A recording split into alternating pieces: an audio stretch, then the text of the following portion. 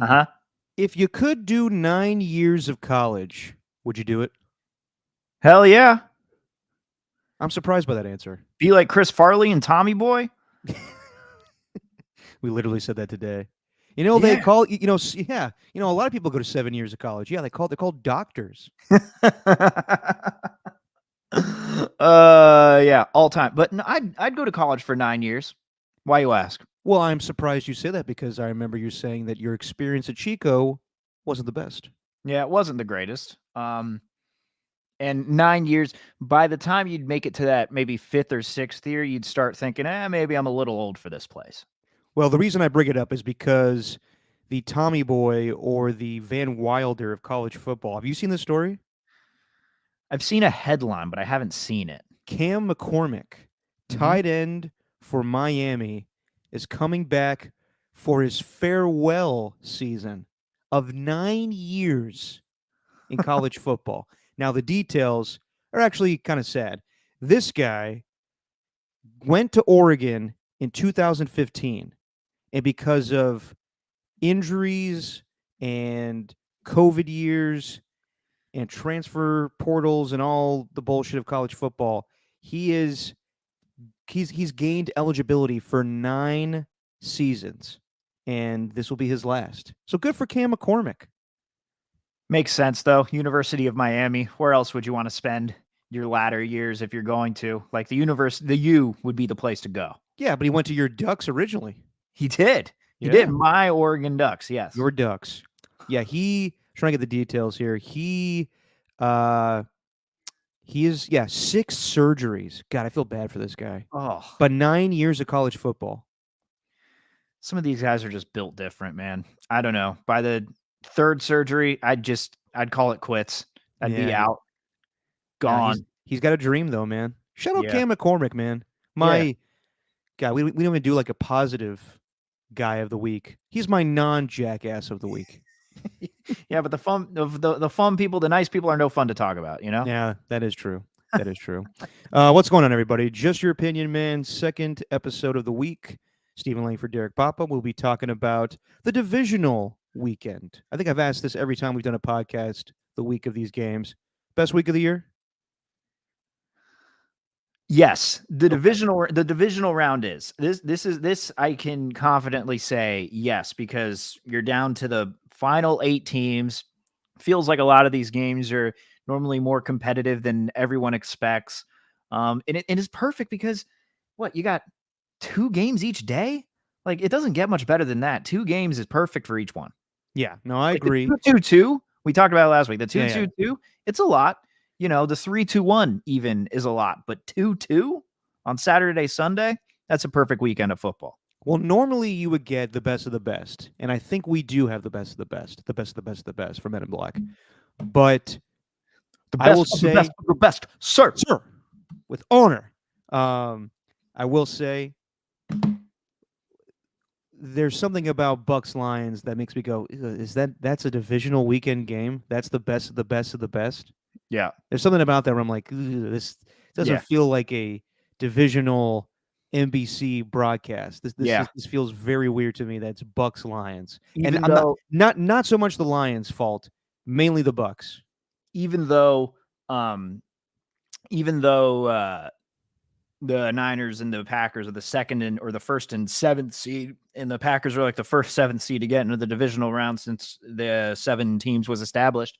Niners and Packers has history to it, you know? Yes. 10th, yes. I mean, it's their 10th meeting in the playoffs, which broke the record. I think I forgot who the other tie was. It was Niners Cowboys who met in the playoffs 9 times. And I forgot the other team that met in the playoffs 9 times, but I think it was the Packers and some other team, as well as the Niners. And then there was another team that was on that 9 times list, but, there's history there. Like Bucks Lions, just, we said it earlier this week.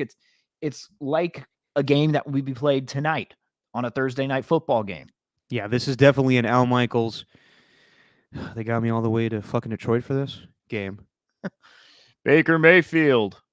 That's more Joe Buck. I can't do an Al Michaels. Do you believe in miracles? I really can't do. That sounds like Ron Jaworski trying to do an Al Michaels. I've watched 7 hours of miracles. I still say 7 hours of USA and Soviet Russia hockey, and I can truly believe. That's I will Frank say Caliendo doing Ron Jaworski, though. while Al Michaels has kind of gone off, and he wasn't even given a NFL wildcard weekend game. No. That's how much they think that little of Al Michaels these days. Yeah. I will say him and Bob Costas may have the best all-time sports cameo in a movie, basketball. You've seen basketball, right, Steven? Yeah. Okay. Yeah. To me, like the lines that those guys said in that movie stand the test of time. It's one of the best performances I've seen by established guys with credibility, like Hall of Fame talent broadcasters, saying things like, "Yeah, a few years ago this game was played in driveways, and just a few years ago those girls over there were in grade school." Yeah, but that was so long ago. Like they were just. It's amazing though. Like Bob Costa saying, "You're excited. Feel these nipples." I'd be more. I think I'd be more impressed by it though if they were doing it now as opposed to back then. Like that was in the Well, I late mean, '90s. yeah, they got away with a lot back then. If they did that Yeah. movie now, like I'm sure Amazon would be like, "Yeah, Al, what are you doing here?" It would get picked up by Netflix because it's the next raunchy, uh, you know, what was the word? Polarizing type film that Netflix Yeah. just loves to put on there. They're going to pay as much money as possible, but yeah, um, Well, what about Amazon Prime? I like that. Maybe, ooh, The only reason I bring that up is because Snoop Dogg's got a movie where he's like, it's like a Bad News Bears with football. Have you seen yeah, this? yeah. Yeah, I'm gonna pass on that one. By the way, AJ Cruz. By the way, AJ Cruz, I apologize. You did call in today on Tolbert and Copes twice, and I told you to call later. Call tomorrow. If we're taking calls, I'll get you on. I promise. Just ran out of time today. But he brings up this one. Not even Madden and Summerall, the replacements. Absolutely, yes, man, because they were established. And just one of my favorite moments is John Madden, along with the fat guy dance. But they do like play by play. There's like this awkward moment where Keanu Reeves visits the cheerleader at her bar, and there he goes in again to go give her a kiss, and Madden and Summerall do the play by play where it's like, "Hey, he's going for it, Pat. Yeah, you got it, John." Just the most awkward shit. Oh my god, that quarterback's necking with that cheerleader. Hey, what are you gonna do, John? Yeah, you're right, Pat. That was the thing in the '90s, huh?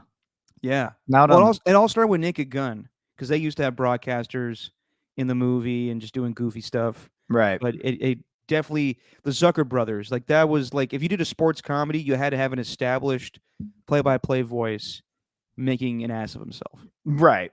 But I'll say though, the OG, the original, like nothing's even though that is more the humor to your liking, nothing is going to top Bob Uecker Oh, in yes. Major League. Absolutely. That's the Absolutely. number one.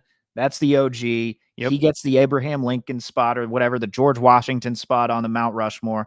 Like that is the dude No, when it comes to sports movie commentating. I agree 100%. It's actually been a while since I've seen Major League. Underrated. 2 underrated for you. 1, Rookie of the Year, John Candy. 2, the guy who played Ranch Wilder in Angels in the Outfield, the ultimate villain for their play-by-play commentator.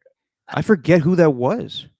I don't know his name, but he was in like It's been a while since I've seen Angels in the Outfield too. He was in The Big Green and something fairly recent.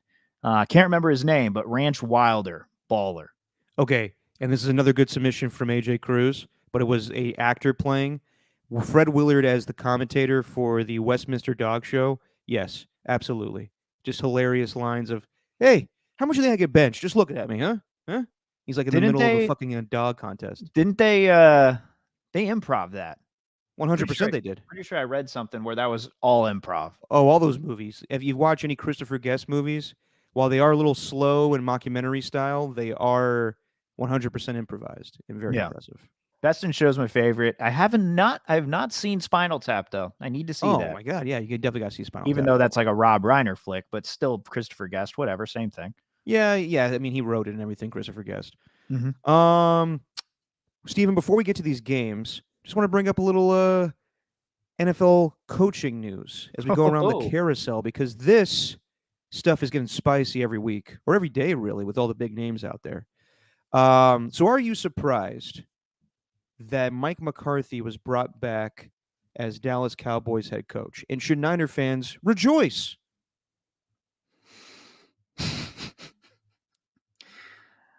Why'd they bring him back?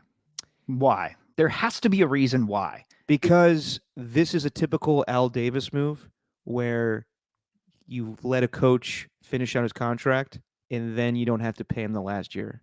So this is, even though the Cowboys, I mean, billionaires make shit ton of money, but they will always find the cheap way to save money.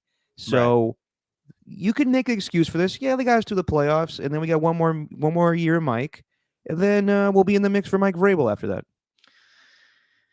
Forward thinking. Wow, but I don't know. How much time does Jerry Jones have as owner of the team? You know what I mean? You never know what could happen on any given day. It's like, do you really want to just waste another year?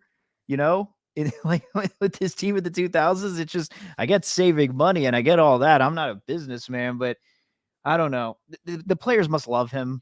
Like, he must give them so much confidence. But the problem I have with McCarthy is it's pretty clear that he does not prepare that team specifically. I'm not saying he didn't do it with the Packers, but he doesn't prepare that team the right way for the postseason, because they always fall short every single time.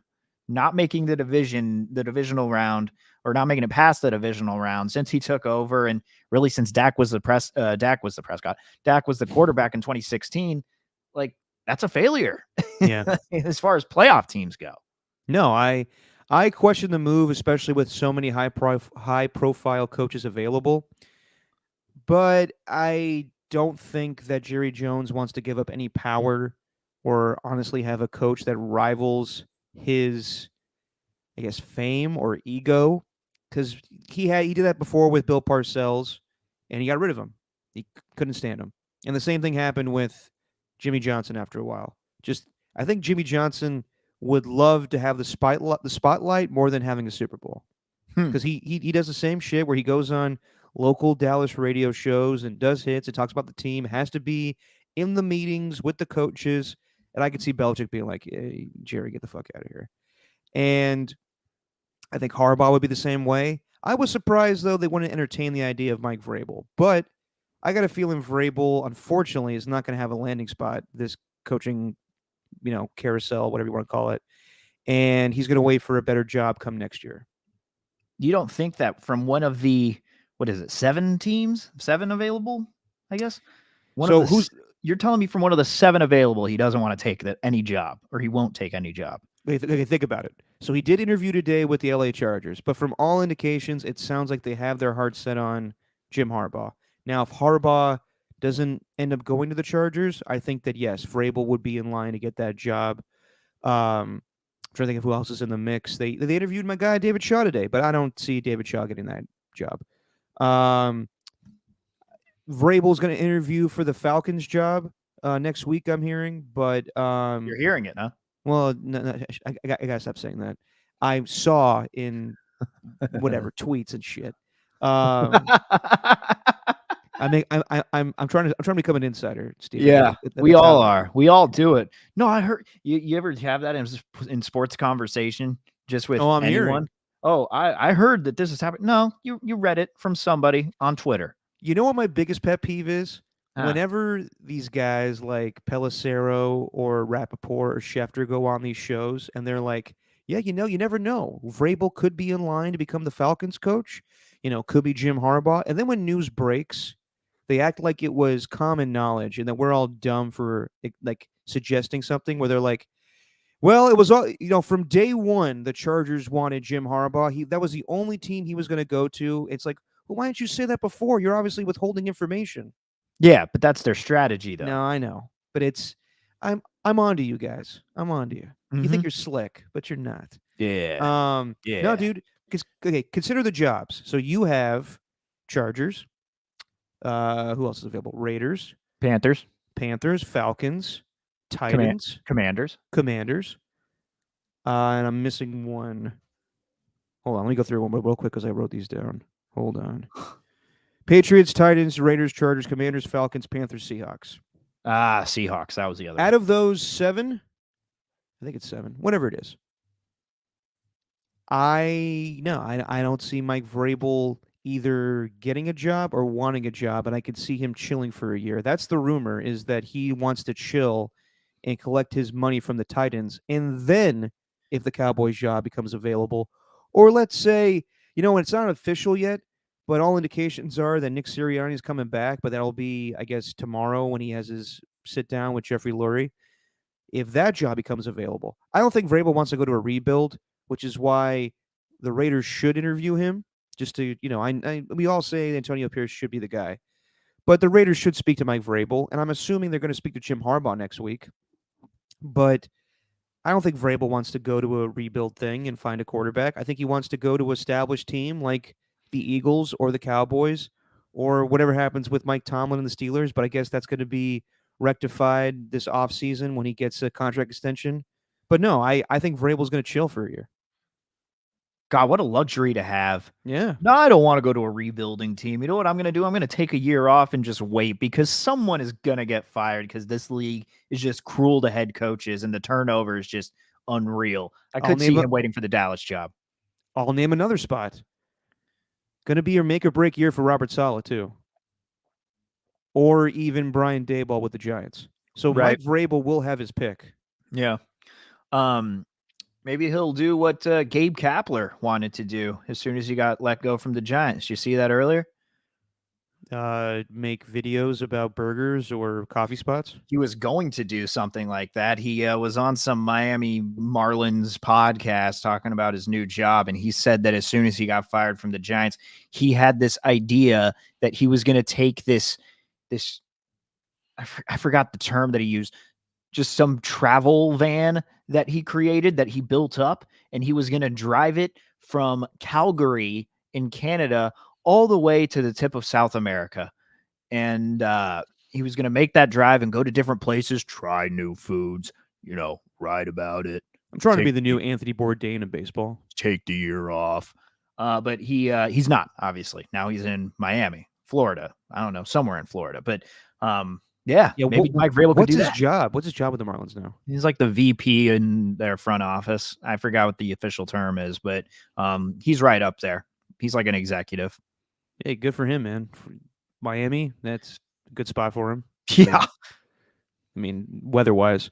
Baseball-wise, too. Yeah, no, weather-wise, yeah. He'll be able to get a good, nice tan. Yeah, and God knows he can't get one of those ever. Kidding. Man looks great. Anyway, how come you never say, well, he's not bald, huh? I always think he's close. He's like, he's in denial bald.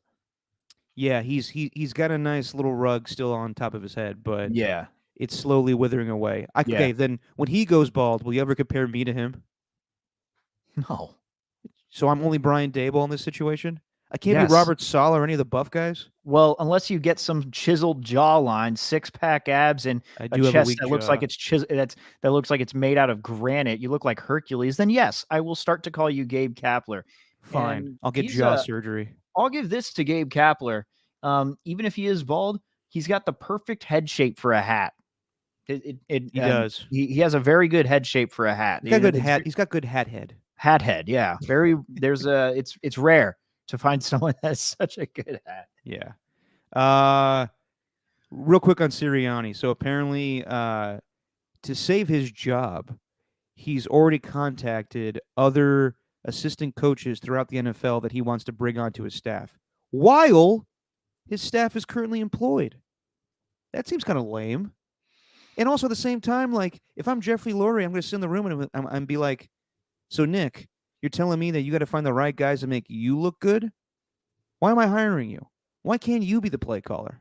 What makes you so special? Why should you keep your job, damn it? Right.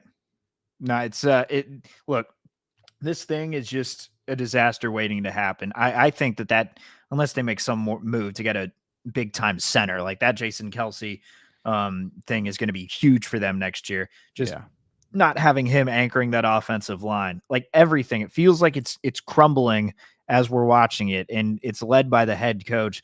I really believe this. I'm going to continue to say it, even though they made it to the postseason 3 straight years and led them to the Super Bowl and whatever. I think that they should have probably considered letting him go. It just doesn't feel like that's what you want. Like it starts with the coach, and it does not feel like he's the guy you want leading that team if you want to get him back. It feels like 3 straight postseasons is like the peak, because they were terrible this year. And maybe Yeah. some of that had to do with the players, but as far as I know, a lot of those players who seem to cause problems, aka AJ Brown, for example, signed a big time contract and he's not going to go anywhere. So what's going to be the difference? You're just going to get an offensive coordinator and a defensive coordinator, and then they're going to look like their head coach material. Then they're just going to leave the following year. Is it just going to be the same cycle over and over with this guy? Like what's it going to be? That's, I think, the problem with Robert Saleh too. It's like, Yeah. is he going to be great if he doesn't have Aaron Rodgers' best friend as an offensive coordinator? Like, what's that going to look like? You know what I mean? It's so, it's going to be interesting to keep an eye on. No, it definitely will be. And yeah, I mean, Nick Sirianni, I mean, yes, he did get his team to the Super Bowl last year, but he got really exposed. And I think his antics rubbed people the wrong way. I forget who it was, but I want to say a Giants player last year went on Good Morning Football and said, guys, we're giving way too much credit to Nick Sirianni. I don't think this guy is impressive at all. And at the time, everyone was like, yeah, this guy's just a hater. But now we're seeing it more and more. Like, I think they're going to keep him. Like, did you see Fletcher Cox yesterday? Yeah. The one Yeah. reporter was just like, what do you think is going to be the future for Nick? And Fletcher was like, what are you talking about? Get the fuck out of my face. You're a clown, bro. But it's a legitimate question because no one said anything official yet. I think tomorrow, though, unless the meeting goes horribly wrong, they'll announce that he's coming back. And honestly, he probably should get the benefit of the doubt. But it was horrible this year, so he will have a simmering hot seat. Where's the I want to find that Fletcher Cox video, because I guess like him and this reporter have had something like this for a while. Or he doesn't like him? Where he just does not like the dude. And I don't know why. You clown, bro. And I don't know what happened before. I can't find the video right away, and I'm gonna take too long to do it. But basically, it was when they were doing Zoom press conferences, and that same reporter asks him a question, and it's about him switching positions along the defensive line. And since it's on Zoom, at first you didn't hear much of the question, so Fletcher Cox just sitting there like this, and then you start to hear the question, and he asked it in full. And after the question came through clearly, Cox was just didn't answer it. So there's something up there. There's something up. So you're saying Cox wasn't engaged or amused or aroused by the question? No, he was. No, Cox was not. Thank you. Thank you Cox, for humoring me. Cox thought it was a soft question. There you go. Thank you, Steven. Thank you. See, you're on board tonight. What do you think about, though, real quick, Belichick interviewing twice with the Falcons? That seems like that's going to happen, and I can't wait for Bill Belichick to be in Atlanta. That just seems so weird to me, but I honestly can't wait for it because that's just odd. Yeah. It's like gonna be like watching, Emmitt Smith in a Cardinals uniform. It's gonna be like seeing, I don't know, Pete Carroll whenever he goes to a new NFL team after this year. It's gonna be. So? I think so. Okay, that's fair. It is gonna be strange, but it looks like the writing's on the wall there, and he needs to. I don't know if he will, because he probably thinks it works, but he needs to get rid of that Patriot way if he wants to have any success with that young Falcons team. Like, start fresh, stop, listen to people who know these guys. Don't just, make it your team. Think of it like you're joining their team, and you're using what your football knowledge, and helping them along the way. It just doesn't feel like, it felt like with the Patriots, he treated it like it was a privilege for players to play in New England. Mm-hmm. Whereas he should take the opposite approach, where it's like, I'm just glad I got another head coaching job in this team. I want to break records with this team. I want to break Don Shula's all-time win record. I don't know if that Patriot way is going to work wherever he goes, but Atlanta seems like the destination. Arthur Blank would want to make that move. Yeah. No, pencil mustache. Arthur Blank wants his guy in Belichick. And I think, Belichick will not be calling the shots as far as, making decisions with. I mean, he'll probably have a say, but Scott Fitterer is the GM there. They did not fire him. So I think it's going to be different, but I think he's looking to go to a good situation. And if this does happen, then I think he's going to let go of the Patriot way. I will say Mm. also, I watched the press conference for Gerard Mayo. Very impressive. Loved the line he had where Robert Kraft struggled with one of his family members' names. And you see this, Steven? No. Robert Kraft, old man, old white man, struggling pronouncing one of his family members' names, and Gerard Mayo goes, "It's all good. It's all good. Hey, man, it's one of those black names. It's all good." and he just has a different vibe. It's probably not going to be the Patriot way with him, so I like that. What I didn't like today, I don't know if you saw this, Steven, is immediately, of course, Fox News, because Gerard Mayo referenced how there's never been a black coach in New England and how you obviously do see, race when you see people, you see color. And if you don't see it, then how could you see racism? And because of that line, Fox News went with the headline today: "New woke coach in New England." I'm gonna Would have no. would they I'm have gonna. run that headline if he was white? I'm gonna put no comment on that Yeah. because I will say things that I probably regret about Fox News.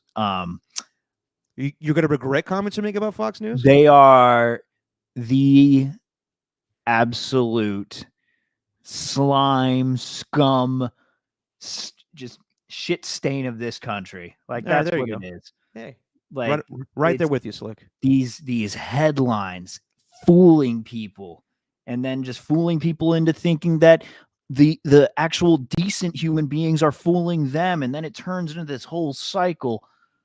Just moving Yeah. on. No, I'm with you there. Oh, Do you think though? Obviously, I think we all believe that Antonio Pierce will be named head coach, and also it sounds like Champ Kelly's going to be named general manager because while they're conducting interviews hmm. for head coaches, Champ Kelly's in the room, but he doesn't have the GM job, which is weird to me. And simultaneously, they're also interviewing general managers, so that's got to be odd. Yeah. I would assume though they have to do their due diligence. I would like to see the Raiders interview Mike Vrabel and Jim Harbaugh, and maybe even Bill Belichick, because I think you just have to. But then again, maybe Mark is just so turned off from the Patriot way with Josh McDaniels that maybe he doesn't do that. But I think you got to do that before you name Antonio Pierce head coach. At least I think so. What you think they need to have a GM at least before? I think they should name a GM, but I don't think it's bad to interview some of the best candidates. I would assume, given Mark's relationship with Jim Harbaugh and Don Yee, that they'll definitely talk to him. I don't expect these guys to get the job, although I mean, Vrabel's interesting. I will say, if Max Crosby wants to get traded and they name Vrabel the head coach, I don't think that's a bad move. But I don't think Vrabel wants to go to Vegas right now. No, I interview him fine, do all of that, but I think those interviews will more than anything let Mark Davis know rather that Antonio Pierce is the guy. Like as much as he maybe wants another head coach, I don't think he can doubt what he did for the players, and that's for at the very least what you can do because they've screwed over the players at every turn over the past few years, just with head coaches, GMs, all of it, front office, everything. So I don't know. I think they owe it to the players. I'm gonna stand by that. I don't know why they're not making the announcement. I'm not gonna act like there's any rhyme or reason to what the Raiders do with anything. So have at it. No, I mean, there's a process though, but I think it'll get done. And hey, man, if Ice Cube's advocating for Antonio Pierce to get the head coaching job, then I think it's going to happen. Because Done deal. otherwise, he won't be doing halftime shows anymore. All right, let's get to these playoff games. Divisional round: 2 Saturday, 2 Sunday. Really, really good games. Minus Bucks Lions, but we'll talk about that one too because you got to love all the games. They're all equal in my mind. Actually, not kidding.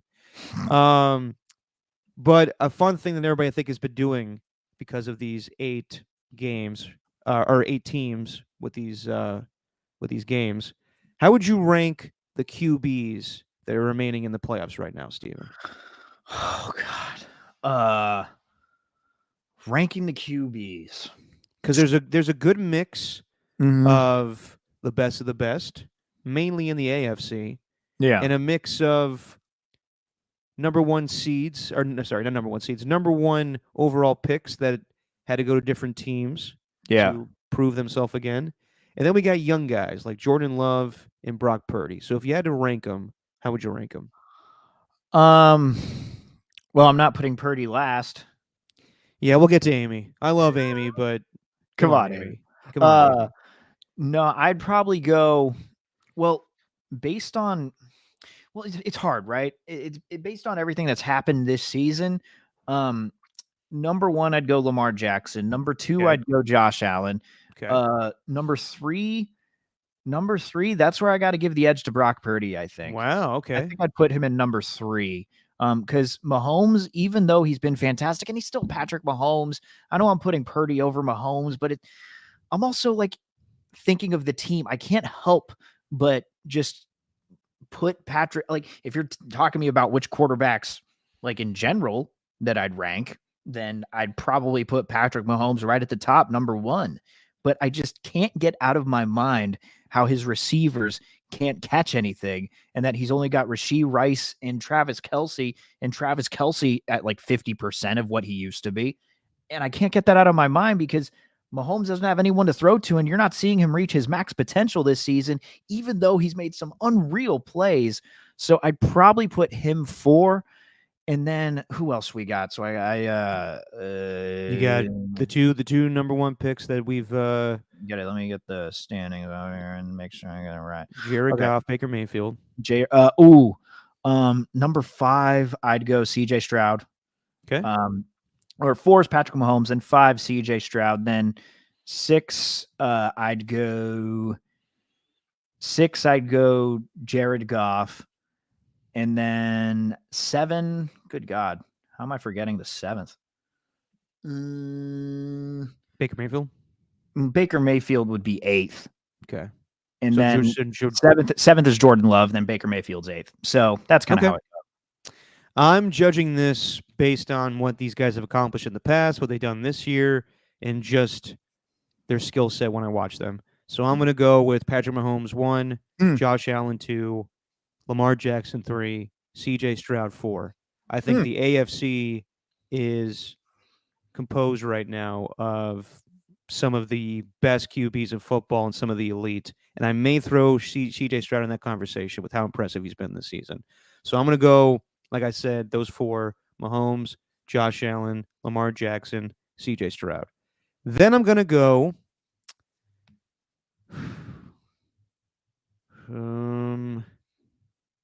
so it's Jordan Love, Brock Purdy, Baker Mayfield, Jared Goff. I'm going to go This should not be that hard. I'm going to go with 5, and people are probably going to not like this. I'm going to go Jordan Love 5. I know. I'm going to go Brock Purdy 6. I'm going to go Jared Goff 7, and I'm going to go Baker Mayfield 8th. Listen, I think Brock's very good. I see a lot of great potential in Jordan Love. I really do. I've been very impressed by the guy. Yeah. And he's the perfect quarterback for Matt LaFleur. We brought up when Nick Bosa said the comments earlier this week where he's the quarterback that does what the coach wants. I think that, it's a testament, man, to what the Packers do by molding their quarterbacks. And so when I just watch him, yes, I'm not knocking Brock. I think that Brock is very impressive and he's more than a system quarterback. But I think down the line, I think we're going to be more impressed with Jordan Love than we are with Brock Purdy. I'm talking about just as a pure passer. Okay, but I'm Brock talking about Purdy. See, we're having different definitions though. Okay. Like we're having different. Like you're talking about like in the future. You're talking about what they've done in the. Jordan Love's been fantastic since week 10, but Purdy's kind of been doing this all season, and I think you're suffering from a little recency bias here. Nah, dude, I from watching Jordan Love this season, you can, yes, Brock Purdy had great stats, but so did Jordan Love. What did he finish with? 33 touchdowns? And how much did Purdy finish with? 32 and 10 or not 10. It was 32 and I think like 8 for Love. I was completely wrong the last time I mentioned his stats. So I'd have to go back and look at them. Hang on, real quick. I'll pull it up. I can do this. Okay. All right, all right. I can do this. I believe you. The hell? Not the Well, I guess, are we including the postseason? Sure. Whatever. No, screw it. We'll go regular season. Okay. He had 32-11. Brock had 31-11. So Okay. Similar you said stats, everybody. Similar stats. Yeah, but like over half of those since week 10. Purdy's just been consistent through and through. You're at okay. I'm also basing this on just what I see in their style of play. I like Jordan Love. It's close, but I like Jordan Love a little bit better than Brock Purdy. I do. Okay. Well, another question. What makes you have Patrick Mahomes number 1 then? Mahomes this year, let's see. How many passing touchdowns we looking at? I know because of whatever he's done this season, it's Patrick Mahomes. He's the best of football. 27-14. I understand. 4,100 yards. Huh. 261 yards. Well, at the same time, how many touchdowns has Josh Allen counted for? 42? And how many turnovers have he counted for? A lot of turnovers, but well, I still put him 2. I'm talking about what I just like in quarterbacks. And I like a lot in Brock Purdy, but I see a little more potential in Jordan Love. But we're not talking about potential. Hey, man, I'm giving you my list, okay? Your list gave it to you. See, that's what we do now. Dana Orlovsky just can't give a goddamn list. Everybody has to fucking kill the guy. Man, well, I mean, if we're talking about the future, God, I don't know. Future. I mean, shoot. I mean, if I'm going based off what I'm thinking, like I might even put CJ Stroud over Mahomes as far as the quarterbacks remaining in the playoffs right now. I know he's number 1, but he also that offense hasn't looked the same without Eric Bieniemy there too. And this is his first time doing it. And I don't think that this is going to help for you when it comes Saturday, when he's playing in his first road playoff game and he's doing it in front of Buffalo, in front of Bills Mafia. It's his first road playoff game. Mahomes. Okay, let me be clear too. Jordan Love could struggle this Saturday. Yeah, and then your ranking's going to look stupid. It's not stupid. I'm just basing it off of what I see in these quarterbacks because I'm a quarterback whisperer, Steven. Yeah. Dude. I see a lot of potential in Jordan Love. I really do. I've actually been very impressed with him. It's not to say I haven't either because I think he's got a more impressive skill set than Brock Purdy. I'm going to say that. Yes. Really? Yes, I did. Yes. Interesting.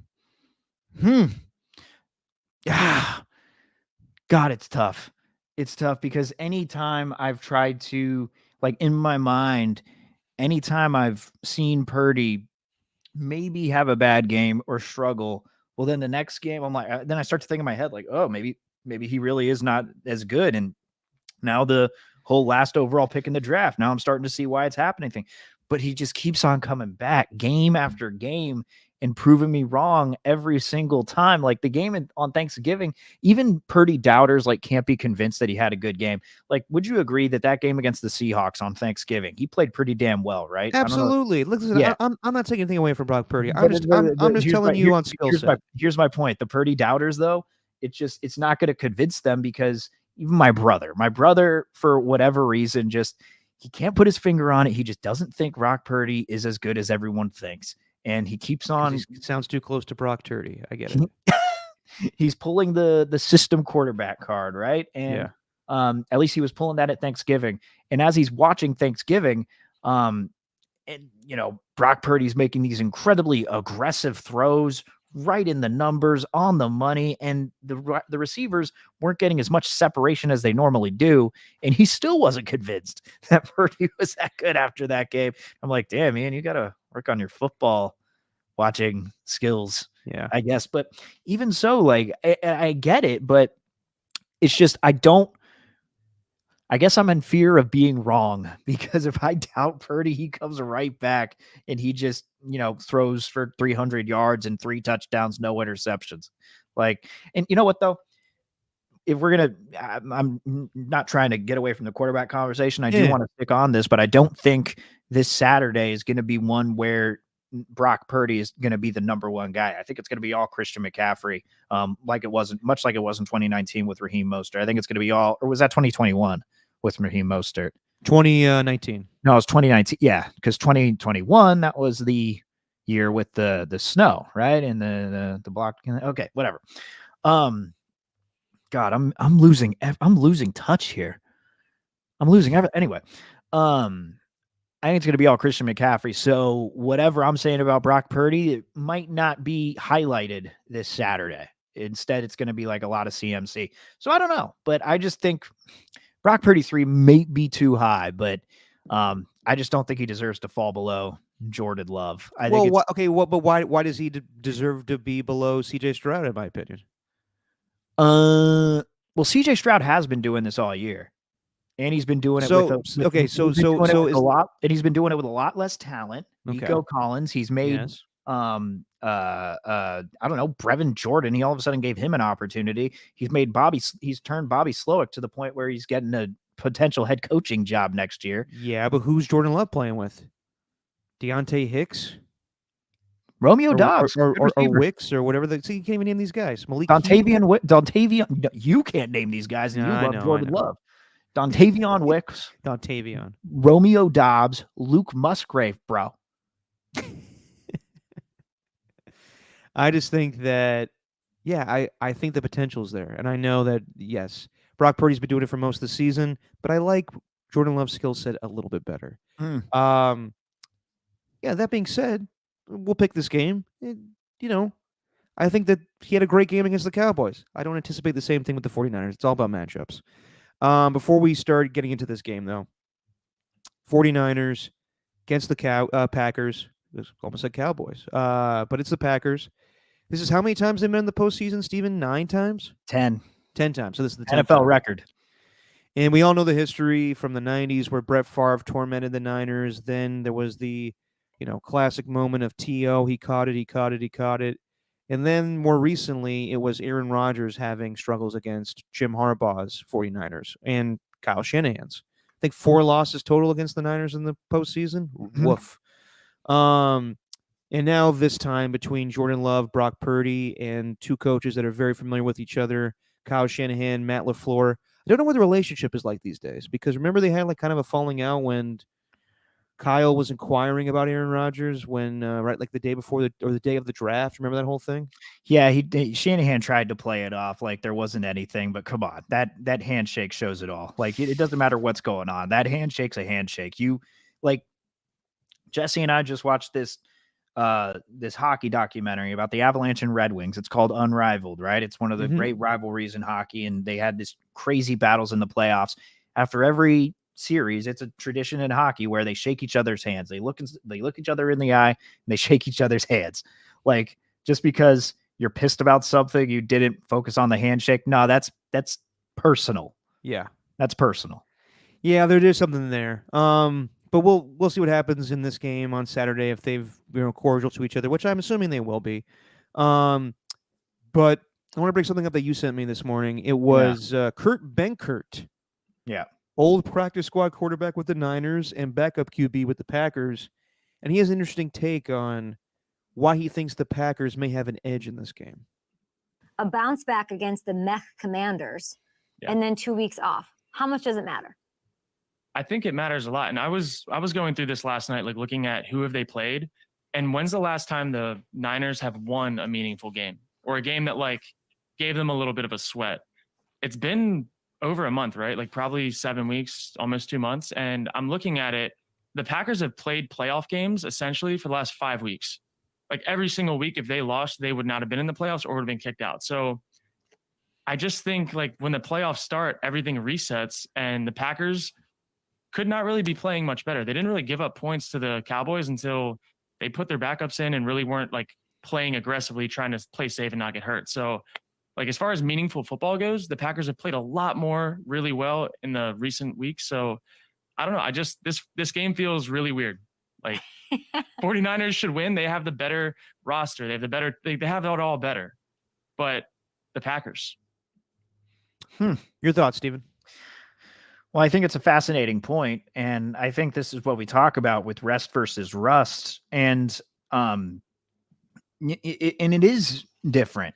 Like playoffs are different. This team, you get some confidence when you win that first game. And, it's interesting. George Kittle was talking about this after he was talking about this, and Ernie Chavez, who's this jabroni who's been pumping up Brock Purdy. So there's no bias here. He's actually trying to give some solid analysis. Easy there. Jesus. Everybody loves saying jabroni now. Yeah, everyone's obsessed with jabroni. Ernie Chavez, you're the jabroni of the year. You got the Giammi for the jabroni of the year. Come out with that after the Super Bowl. But I love you, Ernie. But I think George Kittle, though, when he brought it up and he said, last time they were talking about practices, intensity of practices and all that. Last time it was like he said, well, we kind of had the week off, but we also took a break because we played up until the last play of the game against the Seahawks in order to get that first round bye. So we kind of took it easy the first week, then got going the second week. And then this go around, they went hard the first week, right? And went hard through practices and then continued that into this week. So they've been having 2 weeks of practices. But this is a fascinating case study, I think, because I can't say confidently, oh yeah, the Packers have the immediate edge there because the Niners haven't played a meaningful game. I think if there's any case study for the rest versus rust factor, and it's not just, hey, we're getting a couple of weeks of rest and how's that going to impact us? But the fact that we haven't played a game that's really that competitive and really haven't won a game that's that competitive in a couple of months. And it's just a different animal in the playoffs. Look, I personally still think the Niners are going to win. But I do think that, like, if for whatever reason they happen to lose and they're bounced out of the divisional round, I think that point by Benkert is something that you can point to and think, well, maybe there's some merit to it.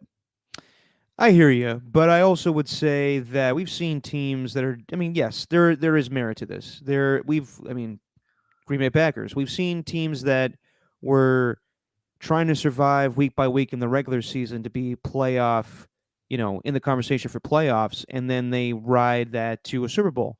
The 2010 Green Bay Packers, Aaron Rodgers' lone Super Bowl was that team. They were the 6th seed. They managed to stay alive, and then they just, they were playoff tested so much in the regular season down the stretch that nothing was that hard for them in the postseason. But they beat teams that weren't playoff experienced. So while I do think that the Green Bay Packers are just playing with house money at this point, they have nothing to lose. They're their 7th seed. They could play all easy and everything. The Niners have been there and done that. With the exception of winning the Super Bowl, they've been here before. Brock Purdy was here a year ago. This team has been in the NFC Championship game 2 years in a row, 3 of the last 4 seasons, I want to say. Been to a Super Bowl. I think that they're not going to be intimidated by this Green Bay Packer team like the Cowboys were. There was so much pressure on the Cowboys to win that game, and I'm still surprised that they lost. But I think the real factor in this game is going to be, can Matt LaFleur do the things with Jordan Love that he wasn't able to do with Aaron Rodgers that's going to catch the Niner defense off guard? I think that's going to be the biggest factor. And also some interesting injuries. Jair Alexander's questionable. And I would say if A.J. Dillon's not good to go too, then that could hurt him as well. Yeah. No, that's huge. And to A.J. Cruz, in my opinion, more rest is better than less rest. Yeah, but that's not the point, though. We're not talking about, like, just rest. This goes beyond rest. Like, he's saying meaningful game. And I don't know. Would you call the one against the Seahawks, I guess, meaningful in week whatever it was? Well, what's your definition of meaningful, though, Stephen? Exactly. That's the thing, is meaningful is one against a playoff-ready team, solid opponent, and have won one of the, like, I think something for me, it's not even like the meaningful games. It's not playing in the close ones. It's not playing when the other team actually gives you something on offense, because really the way that it's gone for the 49ers this year is they build up a lead early and then they just run the crap out of the ball with Christian McCaffrey. Like, that's their MO.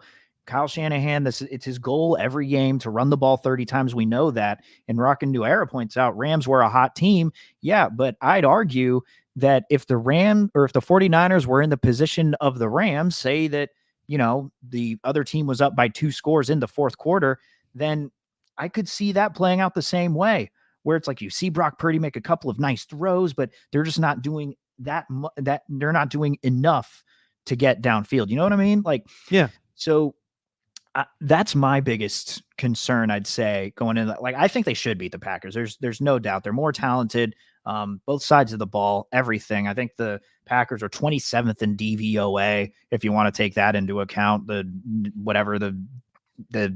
value over average, whatever crazy stat that is. Mm-hmm. They've given up, I think, 200 yards total rushing to 4 different teams this year, into teams with good running backs. So this is a matchup that is prime for the 49ers taking. But for whatever reason, if and we're going to say this, I think, all playoffs, and we've been saying this about the Niners anytime we're going into a game, but it's the way they start. Like if I'm the Packers and I win the coin toss, I'm letting the 49ers take the ball at second half, and I'm trying to set the tone right away. Absolutely. Right away. Score a touchdown, put the pressure on, put 7 points on the board before their offense gets on the field. Like, that's going to be the key here. How long can the Packers offense stay on the field? Because if they can't stay for an average of, I don't know, this is probably a lot, but 5 to 6 minutes of game time per drive, then it's a wrap. Saran, Guru. Thank you for giving him credit. I will say this. This is another reason why I have Jordan Love ahead of Brock Purdy. I have more faith in the Packers coming back if they're down by 10 points or more than I do in the Niners. And that's just maybe my ignorance of not seeing it. I think they can do it, but I just think that Jordan Love may have that more of that id factor than Brock Purdy does, whatever the hell that means. But I just feel he can bring hang on. Whoa. Are you saying Derek Papa, right here on Just Your Opinion, man, our 197th episode, are you saying that Jordan Love has more of the force than Brock Purdy? Oh yeah. You're saying he has Young's, the force. Steve Young's influencing me. Yes. You're saying that Jordan Love has the force a little bit more than Brock Purdy. Like, they're both Jedis, but Love is stronger with the force. Yes, he has more midichlorians. Wow. And I know Steve's probably not going to like that answer. But by the way, Steve getting a lot of run this week. You see, he's on with us. He's doing the hype video for the Niners. He's got a whole little NFL Films thing on teaching his daughters about the flag football. Genius with everything that they've done with him. It's like time. It's about time the 49ers have gotten him a one-on-one sit down with their quarterback. Like, why not? Yeah, and the sit down with Purdy was great. Why not have the legend talk to and that was one of their younger stars? And you know what? I respect the hell out of Brock, because not many guys could say, I'm not Josh Allen, I'm not Lamar Jackson, and those guys aren't me either. Like, damn, this guy's so comfortable in his own skin. So yeah, Brock doesn't give a shit. I'm putting him 6 on this quarterback ranking. And by the way, real quick, Amy Trask, love Amy, but I understand what she's saying, but it's also very condescending where she goes 7 great quarterbacks in Brock Purdy. It's like, you can't say that and say like, oh, I have no problem with Brock. It sounds a little derogatory. Yeah. You're just all of a sudden Baker Mayfield's a great quarterback?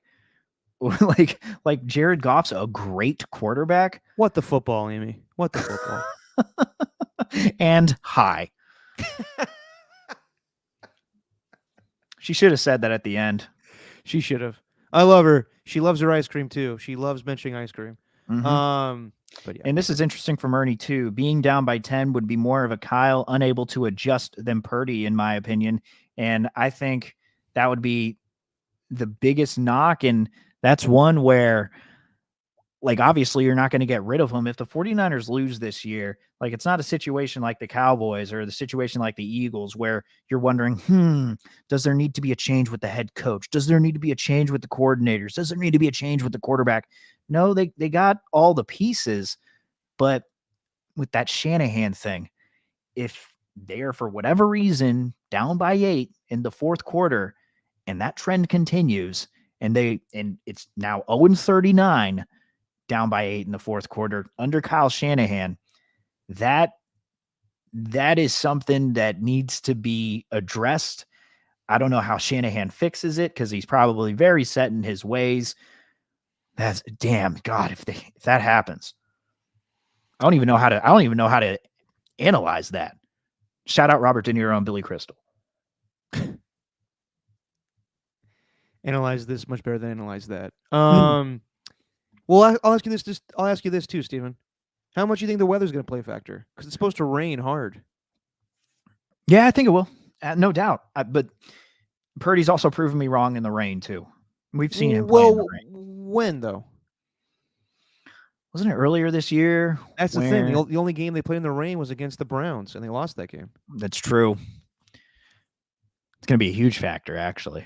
I don't think it's enough to make them lose, but I think it may not be clicking on all cylinders. Although I will say this too. You see, well, first off, Mark Shimura. I mean, dude, what the hell was that about? You see this, Steven? Who?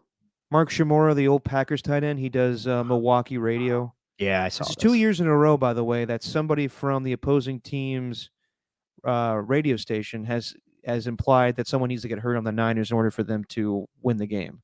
Last year it was Dallas saying that they want McCaffrey to have a hamstring. This year was Mark Shimura saying it's not bad to, hit Purdy after the play and get a 15-yard penalty if it's necessary. And he said, like, I'm not condoning this, but it could be good. Thanks, Mark. But then Devontae Wyatt, defensive end for the Packers, said their game plan is basically to hit Brock Purdy, get in his face and make him uncomfortable. Basically the game plan of the Baltimore Ravens. And while, I saw, Dante Whitner say, like, that's a dumbass thing to say, but I understand what he's saying, but also I wouldn't give too much detail in that because, Kyle Shanahan could beat a blitz very easily. So, and we saw it against the Eagles all day long. It was long touchdown, little, short little gains that were trying to get Purdy, and then boom, they just took off. So, I think that with all the factors in place, I mean, the Niners should win this game. They are the better team. Kirk Benkert, I know he's saying, like, when's the last time they played meaningful football? I mean, really the whole season, to be completely honest. And I get what he's saying, like the last game of the year wasn't meaningful, but they had to win that game in Washington to get the number 1 seed. So they've been playing meaningful football for quite some time. Well, he didn't say the 49ers are going to lose because of it, though. He just I know. He's bringing up the point that it could be a factor, and I think that there's a chance that it could. But I would push back and say that they have been playing meaningful football. Right, but like when? Dude, they were trying to beat the Baltimore Ravens. Not even played meaningful football. Won a meaningful football game. Well, the meaningful football game was against Washington. Was it though? It's the Washington Commanders. Was it meaningful for the Green Bay Packers? They benched their quarterback when they didn't even think he could be a starter. They were going to go with Jacoby Brissett. Okay, so then was it meaningful football for the Green Bay Packers to get a 3-point victory over the Carolina Panthers? No, but they just beat the Cowboys in the playoffs. No, I understand that, but like, yeah, but just because you don't play a meaningful opponent doesn't mean it's not meaningful football. I kind of see where he's coming from. Like, you beat the Cardinals. I do too, but what's your definition of meaningful? I guess teams that are in contention and actually had something to play for. Well, then their resume is much more impressive than the Packers of putting 42 points up on the Cowboys and Eagles. But the one caveat is the loss to the Ravens. Yeah. But it's been a while since those games. It's been since week 13 since the Eagles, So yeah, but I don't think they forget. No, and it probably won't. But I kind of see where he's coming from, and I think if it happens, I'm not saying it's going to, but if it happens, I think that that's something that you could factor into why they lose. Besides all the stuff that goes against blaming the players and blaming the coach and doing what we usually do as fans, like you could say, like, damn, maybe they didn't actually play that many. I just think it could be something to look back on. That's all I'm saying. I don't blame you, but I might. All right, let's pick this game. So, Packers at 49ers, Saturday night, baby, on Fox. You got the Niners, 9.5-point favorites, and the over-under is 50.5. Steven, which way you going? I'm going to take the Niners to win. I'll take the Packers to cover, and I will go under. Okay. Sorry. So it's Niners to win, Packers to cover. And you're going under. Mm-hmm. All right. Sorry, I just have to write this shit down. And honestly, like, this is kind of the analysis that you gave once where you could see it going in the opposite direction. I could totally see the Niners just building up a lead in the first quarter and then just running away with it like they normally do, and just running the football like crazy with McCaffrey. But God, Jordan Love looked very impressive against the Cowboys. And the Cowboys are easy to make fun of. I know that. But they did have a good defense. They did have a good defense this season. No, they did. And Matt LaFleur and Jordan Love just absolutely shredded them. Plus, if they actually get it going, running the football with Aaron Jones, which was huge for the 49ers, like if they stop the run and they start scoring immediately, like in the first quarter, then again, Guru, it's a wrap, Saran. But I think that with Aaron Jones has been one of the hottest backs in the league. Obviously, Jordan Love has been one of the hottest quarterbacks in the league. So I think for that reason, they cover, but I still think the Niners win this one. Well, I'll say this. If the Packers cannot defend all the playmakers that the 49ers have, it'll be a wrap, tinfoil. I'm going with the 49ers. I think they're just the better team, and I think, in the words of Tom Tolbert today, things will kind of go back with the Packers to back to life, back to reality. Good song. I'm going to lay the 9.5. I think that the Niners are actually going to not rout them, but enough to have a 10-point win or more. And I'm going to go under. Actually, you know what? Never mind. No, I am going to go over. I'm going to go over on the 50.5. So there you go. Nice. 49ers points over. All right. The earlier game on Saturday, you got the Baltimore Ravens taking on the Houston Texans in Baltimore. These two teams played earlier this year, and I believe the Ravens won 24-9, but I'll double check that. Obviously, a much different situation than the beginning of the season. CJ Stroud coming into his own, getting things going with the offense. Sorry, I'm just caught up in trying to find this score from the first game of the meeting of the year. Yep, 25-9 actually. And Lamar Jackson's, I think, having his best passing season. Defense is playing well. They got Dalvin Cook, signed him to the main team, so he won't be on the practice squad. They actually cut Melvin Gordon for him. They are missing Marlon Humphrey. Marlon Humphrey is not going to play in this game for the Baltimore Ravens, which is interesting. But I think the biggest factor is going to be, can CJ Stroud have success against the best defensive football in the Baltimore Ravens? And can Lamar Jackson exercise his playoff demons? Steven, what do you think? Well, actually, I thought about that. How many games has Humphreys missed with or Humphrey rather? How many games has he missed with this calf injury? Has he missed that many? He did at the beginning of the season. Because this strikes me as like, I'm not saying he's not hurt. I do think he is, but when I'm just hearing the way that the Niners have talked about their demeanor and their approach since they took the 1 seed and knew that they were going to have a couple of weeks off, and really it's more from Fred Warner and what he said on his podcast, but he talked about how can you not just go all out with just 2 games to go on the schedule? Maybe Marlon Humphrey is just that much hurt, but I also think he's that much of a competitor that he would play if he could. And so is there maybe like a chance they're kind of overlooking the Texans and thinking, you know what, Humphrey, he's not 100%. So we don't want to play him in this one because we want to save him for the AFC Championship.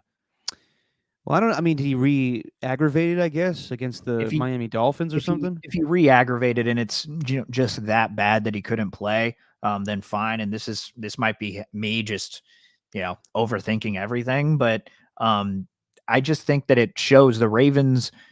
I think that there's a chance that they could look at the Texans and think, you know what, we don't need Humphrey for this one. We can get by without him, and we could save this for the championship. We don't need to play him.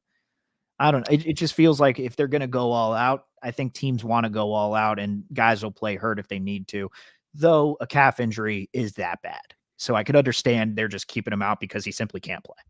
I think it's that, and I also think they have depth in the defensive backfield, so I think they'll be okay. But he is arguably he is their best cornerback. Yeah, but it's been an on and off again injury for most of the season. He didn't play until week. What week was this? This was week. October 8th. He got a late start, so That's week right. 6 in the NFL, and then he's played for the most recent games, but he didn't play in the season finale. But that's when they were just resting starters.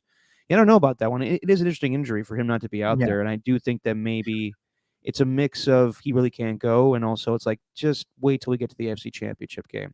And I think they're confident in that with playing against a rookie quarterback, but this is not your average rookie quarterback at CJ Stroud. So, and plus when you play a team the second time, they throw things at you that you didn't see the first time. So I think this is going to be, two very good defenses and two very good quarterbacks. And I don't think this is going to be a gimme by any stretch for the Baltimore Ravens. No, I don't think so. The Ravens have a much tougher out than the 49ers do as a 1 seed. I agree. This is, I don't know. It's going to be hard to top Mahomes and Allen and just that intrigue, that quarterback rivalry. I think ESPN was had a topic earlier this morning on Get Up asking, is this the next great quarterback rivalry? I'd make the argument that it already is. Between Mahomes and Allen? Yeah. And it's kind of course. Established as that. It's like, what is this? What is this? Is this a topic from 2021? Like, what the hell are we doing here? That's lazy. But geez, man, the CJ Stroud versus Lamar Jackson has all sorts of intrigue. It's as compelling as the Chiefs and Bills, especially because it's about to be so damn cold over there. You don't know what the offenses are going to look like. But if we're picking these games, excuse me, I farted. I'm going to take the Ravens to win, Texans to cover, and in this one, I'll take the over. Take the over. Oh, Jesus, Steven, let me get the details. Oh. So the Ravens are 9.5-point favorites, same as the Niners, and the over-under is 43.5. Yeah. So you're doing the same thing. You're going to take the Ravens to win, Texans to cover, and you're going over? Yeah. I am actually going to do the same thing. Because I think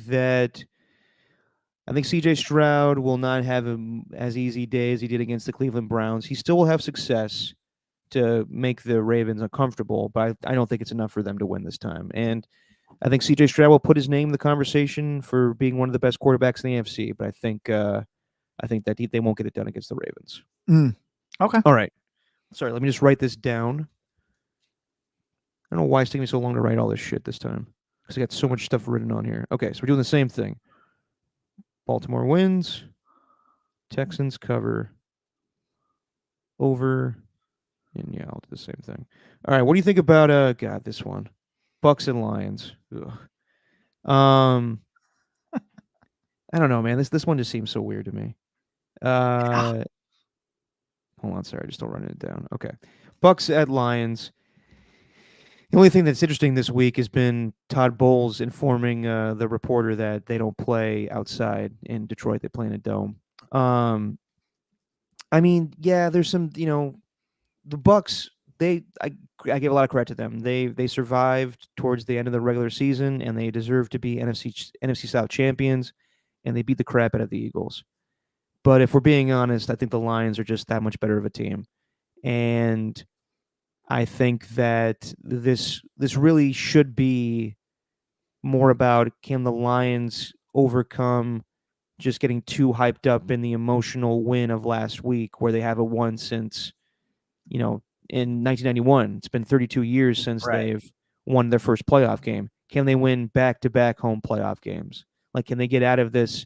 Wow, look at look at what we accomplished. Look at the history. It's just like, no, now we need to go beat a team that we know we can beat. Like they got by against the Rams. They earned that victory. The Rams are a better team than the Bucks. Like I think they should handle the Buccaneers, in my opinion.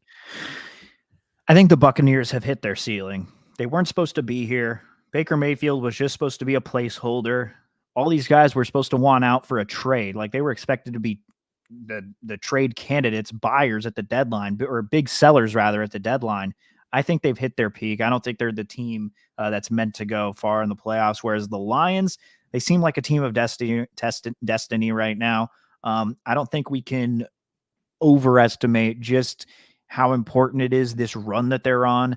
They're understanding that they can make history with this team, and they already have made history with this team. And I think they're going to want to keep it rolling. And God, that home stadium, just the way that they're going to play at home, Lions fans are going to be crazy. Unless you see some sort of random Jared Goff just explosion or implosion rather, where he's just throwing interception after interception. But even in those games, we've seen them bounce back from that. So it's hard to see the Buccaneers winning this one. I agree. And I think even if, the Lions really get their offense going based on the running game, and the Eagles didn't even attempt to do that. And I know the Buccaneers have a good run defense, but I would still try to do that with how strong the Lions' run game is. And if they don't do it, then they have a good passing offense. They have Amon-Ra St. Brown, and they have Jameson Williams and Josh Reynolds, who came into play last week against his old team in the Rams. I don't think the Eagles prepared them at all either for this type of matchup. Like the Eagles wanted to go home. Yeah, we're not going to tackle any of you. Like we're out of here. We're going Cabo. 1, 2, 3, bang, bang, Cabo. But this is an important factor brought up by Ernie too. What's the AC temperature in Detroit? Good point. Good point. Maybe a cool 68 degrees. What do you like to do? It's a kind of a guilty thing, and it's just because I'm a dirty guy. But I like to keep my AC just at 69, right there. Cool. You already stole my line.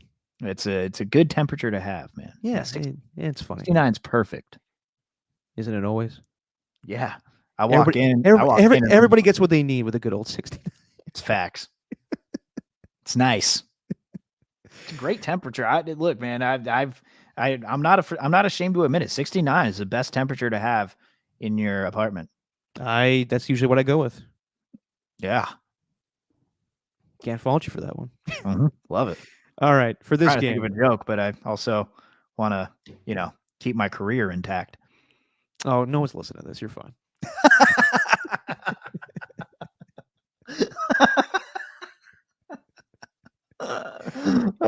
You got Stephen Lang for talking about 69 here. Who cares?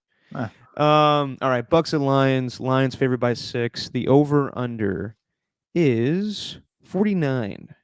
What do you think, Steven? I think we both know where we're going here. I'm going to lay the points with the Lions, and 49 is a really high number. Give me the under on that. I think we could see just like a 32-9 ball game.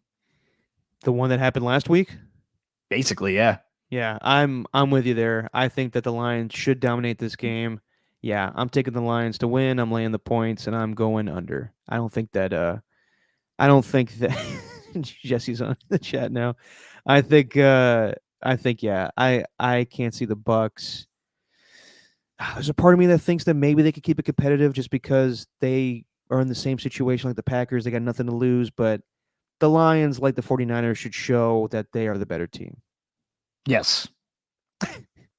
Sorry, you looking to see what Jesse's doing in the other room? No. I'm all good. All right, last one, and arguably the biggest one because of the two quarterbacks in their history in the playoffs. Kansas City Chiefs at the Buffalo Bills. And I saw our guy... Excuse me. Jesus, not even doing hot sauce. I'm choking on my own bile. Simone Biles. I saw a guy, Ernie 2, drop this article where it's from ML Football. So I really don't trust that site or that account on Twitter. Aggregator. Yeah, exactly. But they're saying that the Buffalo Bills need people to shovel snow again, and they're not going to pay their workers in food or drink. I'm not buying that for a second. I'm not either. Yeah, so nice try, Ernie, too. But yeah, man, this is the third time that Mahomes and Allen have faced off in the playoffs. And the first time was a blowout. It was the AFC Championship game. It was just the first time that the Bills were kind of establishing themselves as one of the new teams in the AFC. And then the year after, they were in the AFC divisional game. That was an all-time game. We all remember, the scoring back and forth. 13 seconds left for Mahomes. He gets it done. They go to overtime, and Allen doesn't get the ball back. And that will change this time, if that happens. And now this is the first time where Patrick Mahomes is going to Buffalo. This is his first road game ever in the playoffs. I think that's a huge factor. I think the weather is a huge factor, even though both teams play in cold climates. So what do you think, Steven? This is Josh Allen, Patrick Mahomes. Is this the new rivalry in the NFL? It's fascinating thinking of their seasons, though, isn't it? Yeah. Like, just looking back and the start, you and I were on here, we're like, the hell's Josh Allen doing? That game against the Jets, like, what was that offseason? He's focusing too much on golf and not enough on football. And then has a couple of good games, then has a couple of bad ones, continues to turn the ball over. Then the conversation around the Bills was like, well, why can't we blame everything on Josh Allen? Why doesn't he get a brunt of the criticism like these other quarterbacks do? Then it turned into a whole race conversation, as it does in the middle of the NFL season. We do that every year. But then since the bye week, they're undefeated. We know the story that came out about Sean McDermott, from that 2019 thing. And since he apologized, they're undefeated since then.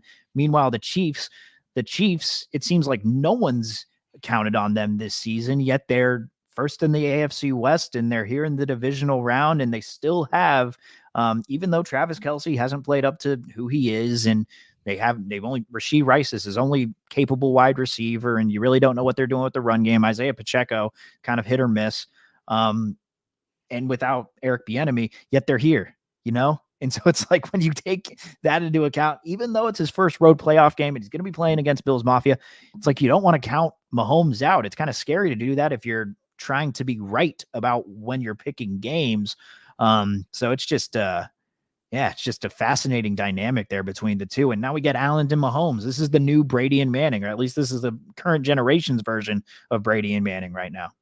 No, I agree. And yeah, I mean, Mahomes has been a thorn in Josh Allen's backside for the last few years now. Even though Josh Allen owns him lately in the regular season, they've gone to Kansas City the last 3 seasons and beaten them. And the Bills are dealing with a lot of injuries on the defensive side of the football. I don't know if they're getting Gabe Davis back for this game, but they should. Actually, I don't know what his status is for this game, but he may be coming back, and that's a big deal if he's not going to play. But I think the Bills' defense can take away Rashee Rice and even Travis Kelce. They do have the playmakers that can do that. And even though I would say Andy Reid's the better coach and Mahomes is the better quarterback, they gotta get this done. Like the same way that Manning had to defeat Brady eventually, Josh Allen has to defeat Patrick Mahomes now. You got him in your stadium. You got your fans. You got your weather climate. It's time to change the narrative. It's time for you to take over. Joe Burrow was able to do that in Arrowhead. Now Josh Allen, if he's the real deal, he has to do the same thing. So I think you know where I'm leading on this one. Interesting. Let's get to it then. Or if you had one more note. No, not really. It's just that they have played relatively well at home. I'm just looking at their record at home over the playoffs since Josh Allen took over. When was that? What year was that with Josh Allen? What was he drafted? He was drafted in 2018. 2018. It's crazy how long. He took him to the playoffs in 2019 the next year. Yeah, 2019. So they did lose. That was on the road against the Texans. They did lose on the road the next year. That was a crazy-ass game. Yeah, I remember that. In Kansas City. It was unbelievable. But 2 wins at home, 3 at home. They're 5-1 playing in home games in the playoffs since Josh Allen took over. So I think that's going to continue here. All right, then. So with that being said, the Bills are favored by 3, and the over-under is 45.5. I'll take the Bills, lay the points with them, and I will take... I'll take the over. Give me the over. All right, I'm going to do the same thing, except I'm going to go under. I think that both of these defenses kind of stymie the offenses. So yeah, basically we picked every game the same, winner-wise. It's just our little who's going to cover and our over-unders. Hello.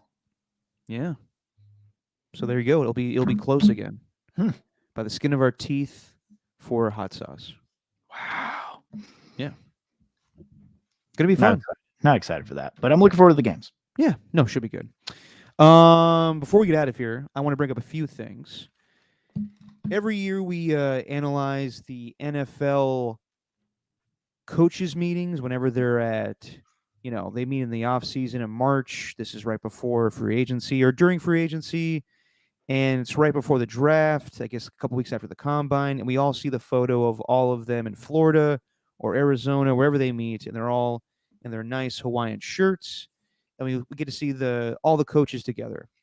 And that's the similar vibe I got when I saw Jim Carrey's 62nd birthday party. This was a who's who of comedy to get together to celebrate Jim. Because Jim's the man, even though he's kind of gone off the deep end a little bit, I'd say, career-wise and just kind of crazy-wise. But then again, you listen to him, I was like, yeah, he may be crazy, but he just, he just thinks differently than all of us.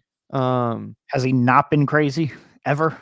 Well, dude, compared to where he was, like I've seen old interviews where, yeah, he was crazy, but he was just being Jim. Right. Now it seems like he's kind of, I don't know, like kind of all over the place a little bit. Like you saw that Man on the Moon documentary, right? With all the behind the scenes stuff. Yeah.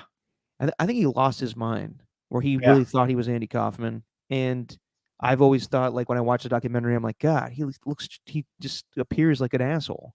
Yeah. But to him, it's just like, no, it's just my art. Yeah. So I think he's become more artsy and kind of in his own head a little bit. But he's still one of the kings of comedy, in my opinion. There's nothing compares to 90s Jim Carrey. No. So then there's this photo of all these people coming together for his 62nd birthday. And God, think of all the names that are here. So it's Jim in the middle.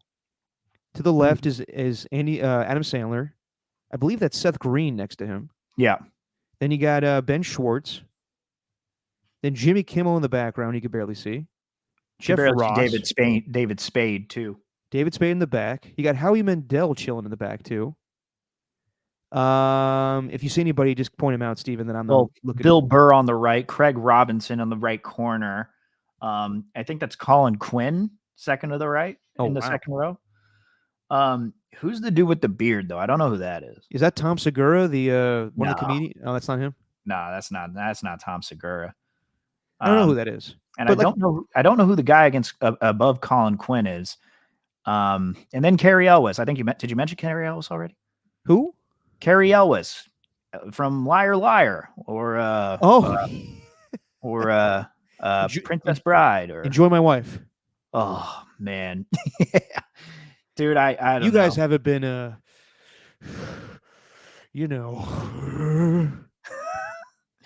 this you're scared of the claw. Oh, this picture, man. No, it's amazing. Everything. Like all these guys, just every one of, even Howie Mandel. Like I know Howie Mandel hasn't been in a lot, but shoot, man, I watched Little Monsters growing up with Fred Savage, and I watched Deal or No Deal a lot, so he means a lot. Then Carrie Elwes just been in everything. Princess Bride, Men in Tights is just iconic. Then Ben Schwartz, the youngest guy there. David Spade is David Spade. Then Adam Sandler. Adam Sandler has more of an impact on my childhood than just about any comedian. And same thing with Jim Carrey too. Just the best photo, man. I'm gonna post this. Jesse, no questions asked. We're not even gonna discuss it. We are gonna frame this and we are gonna put this right in the middle of our living room. There's an open space on the wall somewhere. We'll put that there. There you go. Yeah. It's better than the Last Supper, in my opinion. Yeah, we'll put it right next to the dinner table and we'll pray to it. Oh, there you go. It's especially the two guys in the middle, because I'm a kid of the 90s. So are you. Adam Sandler and Jim Carrey were huge. They were the comedy stars. The only thing that's missing is, I guess, like Mike Myers in the middle, because I think of Austin Powers too. Yeah, Ben Stiller maybe, but yeah, this is it's It's just like, yeah, I'm Jim Carrey. I'm 62. I'm going to have some of my best friends who happen to be huge stars come and hang out with me. It's incredible. Yeah. Yeah. No, those two guys right there, Adam Sandler and Jim Carrey. Does it show like when I zoom in? Does it show when Oh, there you go. Yeah. Yeah, there's David Spade, there's Jimmy Kimmel, there's Jeff Ross. Like, Is that Colin Quinn? is it? I can't tell who the hell that is. I can't tell either. Then Bill Burr's just in the background. Oh, I'm drinking some water. What are you doing? What are you doing over there, Craig? What, you That's want to not make bad. funny? You want to make funny faces? By the way, I totally forgot that. Yeah, like they said in the chat here, Howie Mandel was in Bobby's World. He was the dad. Good pool. Yeah. And Who's by the that way, guy on the right, that's gonna bother me. Who's this dude? You know? right there, Yeah, who's that guy? You work with him? Tom Tolbert. I have no idea who the hell that is, actually. I don't either. Makes me happy to see Craig Robinson there, though. Oh, dude, did I ever tell you when I saw Craig Robinson live? No. He was at the comedy club or comedy store. Actually, no, he was at the Laugh Factory. At the Laugh Factory, me and my sister went. He was awful, and I love Craig Robinson, but he showed up late. He comes out all just out of breath, like, "What's going on, everybody? All right, here we go." He starts like going on his piano and starts singing songs, and then everybody's like, "You can tell any joke?" He's like, "I don't do jokes, guys. I sing. That's what I do." And we're like, "Oh, Craig, Jesus!" Like, and we know, like, yeah, he sings songs. He did it in This Is the End, but like the whole thing was just him just playing songs for like 5 minutes and then just being out of breath. He was just sweating all over the place. It was not good. Yikes. But hey, I do love Craig Robinson. He's a funny man. Yeah, I know. I love that guy. Damn, getting emotional thinking about this. And I haven't even mentioned Seth Green. Seth Green, just a legend. Dude, where the hell has Seth Green been? I don't know, making Robot Chicken. Not for like 10 years now. He's been hiding away, but you know what? That's totally fine. He could do whatever he wants. Does he still do the voice of Chris on Family Guy? I mean, I know he used to. I don't know if he does anymore. Okay. But God, just a legend. If anyone has ever seen Airborne, just genius movie. Terrible, but genius. I've actually never heard of it. Yeah, it's an old Disney movie it's literally made in 1990. You're not thinking of Air Bud? It's about a guy from Southern California who goes to Cincinnati, bruh. And he plays like this surfer stereotype, and Seth Green's his weird cousin. It's a funny movie. Speaking of Howie Mandel, did you see it was after Rams and Lions? They're doing Deal or No Deal Island. Yeah, I saw that. Thoroughly disappointed. Did you wait? Has it come out? It was on in the bar I was at. I went to the Golden Gate Tap Room with some KBR friends, and it was on in the background. I was like, "The hell is this? It's supposed to be like Naked and Afraid with suitcases." Why were you disappointed? What was disappointing about it? Yeah, I like the old Deal or No Deal. Like what? Like the game show where it was just like open the briefcase, there's the money. Now it's like a whole like it's like a competition show. It's like Road Rules. It's hosted by fucking Brock, the bully in Spider-Man. Oh. Joey. Oh, the hot dude? Yeah. Yes. The guy that looked like he was fucking 40 in high school. Yeah. What was that dude's name? Joey. I don't know. He was dating Sofia Vergara forever. So, or married. Joe Maglione. Yes. Joe Maglione. Yeah. Loves his chicken cutlets. Disappointing. Yeah, Deal or No Deal used to be a solid show. It was a family show. We used to watch it, and I did too, along with Weakest Link and Who Wants to Be a Millionaire. There, God, cable television, man, and American Idol, when it was like, you know, when we were looking for that sort of stuff, and we were all kind of ignorant to the whole, you know, staged reality show thing. We actually thought some of it was real. Ignorance is bliss, man. The best of times. Oh yeah, dude. When we were all captivated by Sanjaya. Oh, Sanjaya. God, I remember listening to 107.7 The Bone on the way into school after Sanjaya. And this was so mean. You couldn't get away with this on the radio. And I kind of feel bad for I kind of feel bad for saying this now, but it's what they said on 107.7 The Bone. So I'm just repeating Lamont Antonelli in the morning. Shout out to them. Yeah. They called him Sanchina. Oh, dude, they weren't the only one. Yeah. Like I was saying that in 7th grade. I was like, dude, it's so messed up now that I look back on that. Yeah, but he was terrible. He was. I don't know if that was the year with like Konstantin Maroulis, but Konstantin Maroulis, old The Keanu American Idol Reeves movie? he was an old American Idol contestant, big football fan, always replies to Ian Rappaport's tweets. I'm like, is this the same Konstantin Maroulis from American Idol? In fact, it was. Nice. By the way, good point by AJ Cruz. No Keenan Ivory or Damon or Sean Wayans. Yeah, all those guys were with Jim during the in Living Color days, but I guess they could get an invite to the birthday party. Jim, dude, the video popped up where he was doing a satire version of Vanilla Ice. Just genius. I'm white and I could rap. Oh no, that was okay. It might have been Vanilla Ice, but one of Jim Carrey's best stuff is doing the parody of Snow, the reggae rapper that sang Informer. Yeah. Jim did a parody of that in Living Color. It was like, I'm a white guy and I can't rap, so I talk fast. Legend.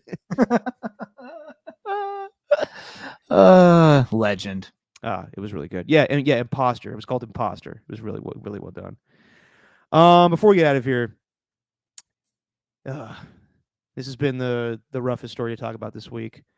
If the Warriors season wasn't hard enough with everything that's gone on with the team, real life came into play this week when assistant coach, I won't get his name right, I know everybody's been saying it, Dejan Milojevic. Close. Yeah. Okay. Yeah.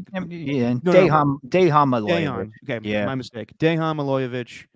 Obviously, we all know the news by now. Sadly passed away. And they were all, it's actually been very eerie because we spoke to Steve Kerr on Tuesday night for Tolbert and Copes, and then shortly after that he went to the team dinner, and that's where Dejan, I'm saying his name right again, Steven, sorry. I don't Yeah, no, you got that. Okay. As known as Decky amongst the team. So Decky joined the group and suffered a heart attack at the team dinner. The game was postponed immediately, and then this terrible news the morning after is that he's passed away. Yeah. And he was only 46, and it was just terrible. I think there was maybe some reports that his family was on the trip with him, and that's just awful to think about. And he's, a legend for where he comes in Serbia. I believe he's from Serbia, if I'm not mistaken. Correct. Yeah. So guys like Nikola Jokic and Luka Doncic have said, that he was an inspiration to them. They were going to play the Mavericks tomorrow, and that game has been postponed as well. Even Darko, I'm forgetting how to pronounce his name too, but the Raptors head coach even came out and said that the win last night for the Toronto Raptors was an ode to him, and they even did a play that he learned from Dejan. So I can't imagine what the Warriors are going through. I don't know when they're going to play basketball again. It's all the other stuff from Kuminga playing time to everything else. Draymond, it just seems trivial compared to this. Now they have to deal with the loss of a life on their team. Yeah, and it's not just that. They saw it. They saw it happen. Yeah. Like I just couldn't imagine being in their shoes, and like that's the type of thing that can just change a human being, and witnessing something like that. But as far as Milojevic, though, it's like, just reading everything, hearing everything, learning about like who he was, even though, he wasn't very well known because he's an assistant coach. And maybe this is a lesson for all of us. Maybe we should focus on the assistant coaches too, and give them their flowers, and sometimes even give them their criticism sometimes. I don't know, but these guys deserve to be recognized because I think a lot of them have been in the NBA for a very long time, and we just don't even know it. And, his history goes back to like the Raptors, the Rockets. I forgot the other NBA team. I think the Spurs were the other one as well. And obviously the Serbian national team. And that's where he coached alongside Rajakovic. And that's where Rajakovic got it from that playbook. And, him, like, it makes you wonder how many of some of these wide open threes that the Warriors have gotten over the past few years is due to his play calling. We always focus on Steve Kerr so much, but we don't know who's actually given what plays and who's implemented what into their system. And just devastating, man. Just awful. And it's like at first, Sport Club, which is, I guess, a streaming service for like a lot of the games in Eastern Europe, they were the first to report that it was a heart attack. And it wasn't written in English, so I didn't really understand it. But someone translated it and said that they're reporting it was a heart attack. Obviously, we didn't get the news until later on. And then when they said he passed away, it's like, well, it makes sense why they postponed the game. It's just all of it was just too, I think the word you used was eerie. And it was, all of that was too eerie to think like something had to have happened. They wouldn't just postpone the game if it wasn't like about as serious as it could possibly be. And I don't know, I just can't imagine being any of his family members. I don't know, who knows how long it's been since they've seen him, like extended family, maybe family that still lives in Serbia. I know he has kids. That just breaks my heart for them. It's just devastating, man. Tragic. No, it's awful. And I stumbled across a video where I guess they made it prior to this season where Steve Kerr was talking about how much he means to the team and how much joy he brings to the team and what he really does with the team. And he primarily works with the bigs. So he's in direct contact mostly with Draymond Green and Kevon Looney, and he even worked with James Wiseman. And he had a DNP last night. He didn't play. Even though the Pistons were playing, he wasn't in the game. Oh, really? So I'll assume this hit him pretty hard. Even though he's earned some did not play designations quite a bit this season, he has actually been playing as of late. So I think this DNP was for personal reasons. I think like this guy must have had a real impact on him. Yeah. No, I think he's had impact on the whole team, and he was there for the 2022 championship. So I can't imagine what they're going through right now. You've seen it in sports before where maybe a player died during the season or a coach died, but it's never easy. So this is going to be rough, and everything they were dealing with prior to this pales in comparison to what's going on now. So we don't know when the Warriors are going to play next. We'll just wish them the best, and hopefully they can get through this. Yeah. Like really, I don't care about the trade deadline. I don't care about the fact that they're like a play-in team potentially. Like these guys just saw something that, no human being should ever have to witness. And their assistant coach just went through something that no human being ever wants to. It's scary, man. It's scary. And I just feel so just terrible for all of them. Every player, his family, him, obviously. Like it's just, it's a lot. It's a lot. And Matt, who works alongside me at KCBS, he's the PA announcer at Chase Center. He was out at warmups a lot. Milojevic was. He was always on the court.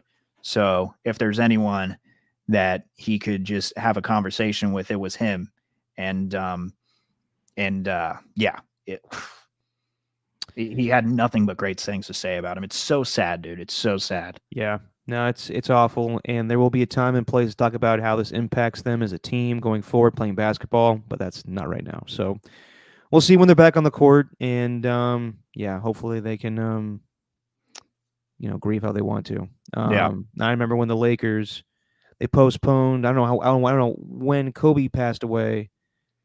It took them a while to get back on the court, and this is obviously different because it was very sad what happened with Kobe, but I'm assuming the team witnessed what happened. So it's a lot to get through. A lot to get through. So wishing nothing but the best for the Warriors and Milojevic's family. Just awful. Steven, anything else you want to bring up tonight? Well, there's no easy way to transition. No, there never is when you talk about death. Well, my cat walked through at the beginning of that. If you, I saw that. That was saw. that was awkward timing. Phoebe, damn you. What else was I gonna bring up? Australian Open's rolling along. That's something. Hey, no. No. Any thoughts on that? Not really. Okay. I would do pop culture catch up, but I haven't watched. Go ahead. You know what? I just want to give a shout out to Daniil. What? They want Phoebe. Okay. Giving the people what they want. Oh, thank you, Jesse. Anytime. She's just don't run. Hi. How are you? Okay. This morning, God, it was 8:30, and I look on ESPN and I look on the Australian Open. It's the third round, and there's a live match going on. Live match, and it was full. It was 4.5 hours into the live match, or 4 hours rather. And then by the end, it hit 4.5. It was 3:40 in the morning. I don't think we give tennis players enough credit for just how elite they are athletically. Like, we complain about, games being played at 7 o'clock, 8 o'clock. They got to play game matches at 11 that last till 3 in the morning. Unbelievable. Dude, one of the most impressive sporting events I've ever watched was Federer versus Nadal. God, 2007, 2008. That went round for round. I don't know tennis terminology very well, but it was extremely impressive. They played, I think, well into the night, 2 o'clock in the morning, 3 o'clock in the morning, and it was just Federer hit him with a straight right, then Nadal hit him with an uppercut left, pound for pound, round after round, going the distance. Yep, just all the boxing terminology you could think of. No, it was great. It was fun. It was fun theater. Right. Yeah. No, it's a fun sport to watch, especially like when it gets down to it. Takes a long time. Some of these matches, they last a long, long time. So if you sit through them, my hat's off to you. But God, yes, some of these ones, they go for 4 hours plus. People got to sit in the crowd and watch this. Just watching two people hit a ball back and forth. Though it's entertaining, it's a lot to sit through. And then in the women's match, the tiebreak, there was a tiebreak, right, Derek? A tiebreak between an unseeded player and the 3 seed. Tiebreak points, they go up to 10, right? So each time they win, it's a point. Goes up to 30 10. Love. Yeah, they got to win. No, they got to win by 2. No, and it's all 10 points. Or I don't know. And it goes all the way up to 21-20. They had to play 40 total points for the last match point to win. Crazy. 42, longest tiebreak in women's Grand Slam event. Wild. You ever thought being a ball boy? No, that's a terrifying job. I'd be way too scared. No, I just. Have you? Yeah. No, I just thought of the episode of Seinfeld where Kramer becomes one. Yeah, it wasn't by accident. No, he ends up hitting one of the. I forget her name. But he ends up. Oh, Monica Seles. He ends up running to Monica Seles, and he ruins her comeback tour. Right. Not terrifying. I'd be scared doing that. I couldn't do that. No, I couldn't do that either. No, there's so many rules. I didn't even want to be a ball boy for like there's sometimes I think where my dad asked me like some Raiders training camps, and I was like, nah, I'd screw up, or like one of the players would hit me in the head. It'd be embarrassing. I don't want to do it. Oh, come on, man. That would have been cool.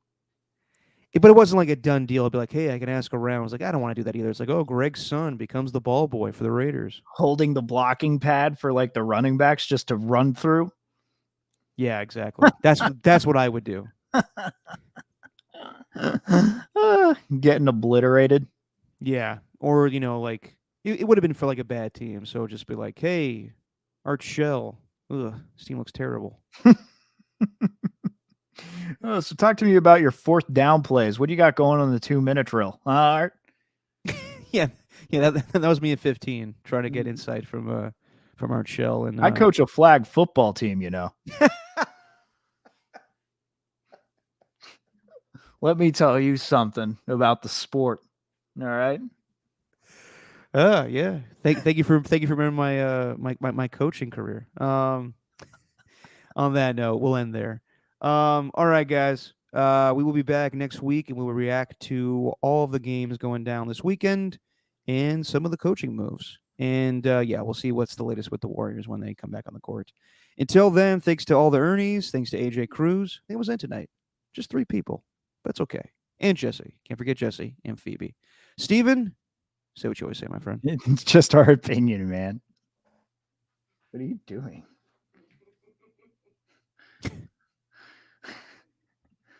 All right, hang on. I'm gonna do this now. I have failed at it every time. Wait, you haven't ended the stream yet. It's still going. Huh? Oh, wait, it's not ending. Why isn't it ending? Hey, we're still here. It's just our opinion.